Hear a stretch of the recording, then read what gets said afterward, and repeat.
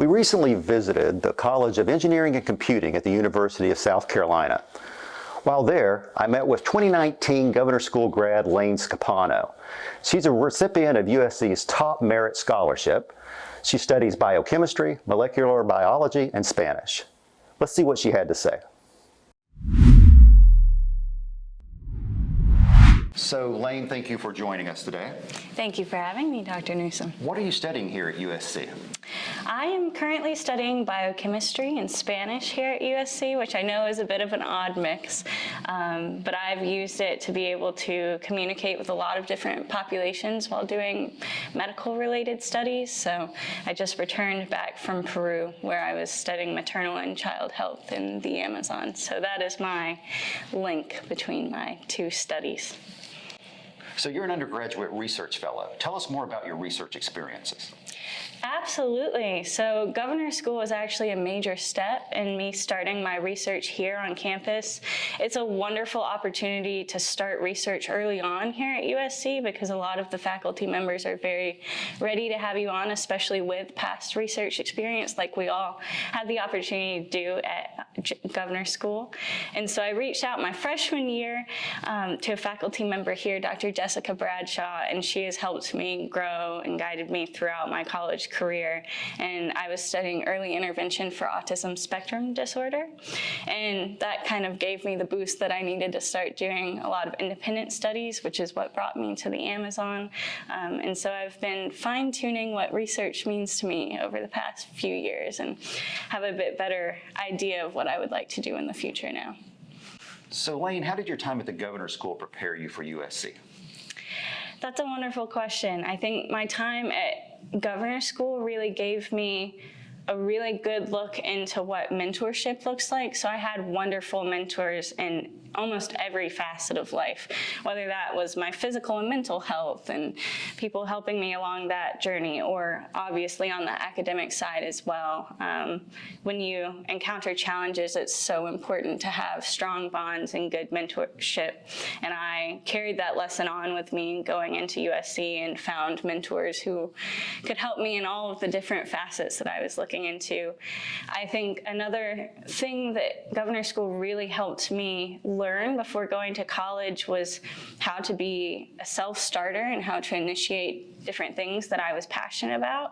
There were so many resources, and again, the mentorship to really follow the passions that I was interested in, sports, whether that was starting a program for girls in STEM, and really understanding that that was something that I was capable of doing if I had the right resources and people around me. And so that allowed me to start college kind of at a running start instead of trying to figure that all out, as I was also figuring out moving away from home and all of those things. So I think it just allows you to better prepare for that transition. So Layne, I understand you're a good athlete and you played sports at the Governor School. How did athletics affect your study at South Carolina? Absolutely. I very distinctly remember Coach O'Connor coming up to me while I was dining in the dining room, and he said to me, "Scopano, have you seen the sun today?" And it was just a good reminder to have a well-balanced life and balance work with taking care of yourself physically and mentally. And so I think understanding that you have to take care of yourself before you take care of others, before you take care of your studies. And I think athletics, for me, was a really good way of taking care of myself and spending time on my own health. And that's something that I've continued to do. I try to run and bike and do all of those things while on campus as well. So keeping in mind that I'm a full human, not just my brain. So that was important for me. And also it was a great opportunity for community. I remember very distinctly all of the people who would travel to come watch our games, and that always made me feel like I had a lot of people behind me. So what was your greatest challenge in going from high school to college?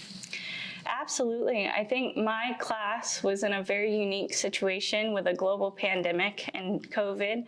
So I, like I mentioned earlier, kind of came in to college with a running start. I felt like I had secured my mentorship. I was in a research lab. I was doing everything that I was really passionate about doing, and then everything kind of came to a halt. Spring break, we got phone calls that you have 48 hours to move everything out, and so this life that I had built up and really worked hard to do here kind of got taken back down again and moved into pieces wherever my family was staying. And I think that has been a difficult challenge for anyone in my class, continuing to stay resilient and find new ways to go about opportunities virtually if things got shut down. That was very difficult for us. So I think that is a challenge that we had that is new for college students around the country, but I know that it's one that a lot of people can relate to.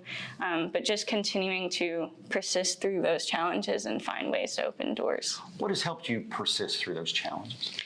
Absolutely. Keeping strong relationships has really helped, because that made the transition back into lab work, back into my studies, a lot easier. I had people who could tell me about what they were going through. I have a really strong bond with my family.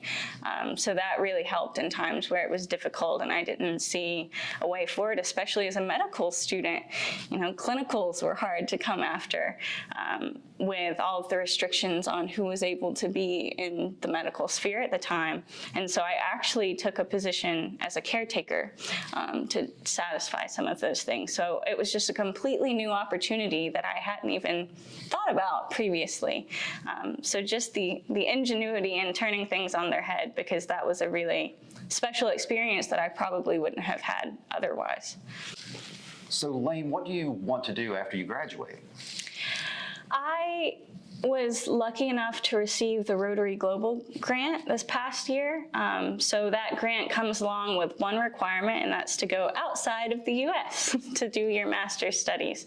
And so the place that I would like to go to would be New Zealand. I've applied to the University of Auckland for a master's in public health to continue my studies with Indigenous populations and uplifting marginalized voices in the sphere of medicine. So they have the Maori population there that is Indigenous to that area.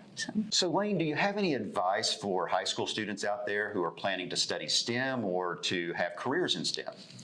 Absolutely. As I reflect on my time through my STEM education, I find that a lot of times that I come across really wonderful opportunities, like grants, like getting into labs, like getting great answers to my scientific questions. One of the first things that I say to myself is, oh, I can't believe it. I can't believe I did that. But I think that one of the really important takeaways is to believe in yourself and to change that language with yourself to, oh yes, I believe I did that. Because STEM is so full of questions, and a lot of times those questions won't have answers right away, and it takes a lot of effort and energy to answer them. And you really need the confidence and the belief in yourself to say, I don't know this yet, but I'm going to do my best to try to find the answer. So maintaining that confidence, that belief in yourself, and the work ethic to do what you know you're passionate about doing. Well, Layne, it's been very nice speaking with you. So nice to speak to you as well. Thank you.